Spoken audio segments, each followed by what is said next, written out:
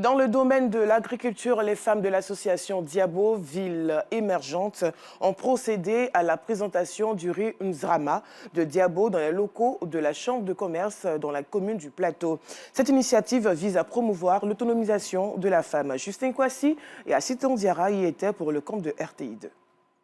Le développement de la riziculture locale, une priorité pour les femmes de l'association Diabo Ville émergente.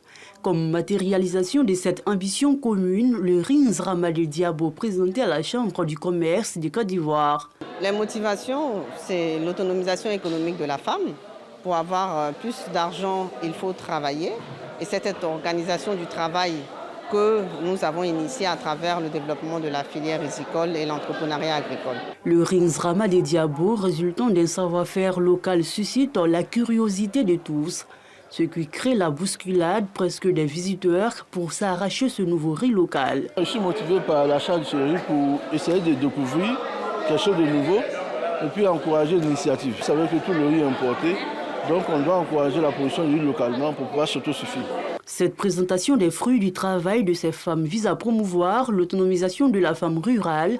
Le développement de ces activités agricoles bénéficie du soutien des autorités compétentes. L'État de Côte d'Ivoire a décidé d'être autosuffisant en riz.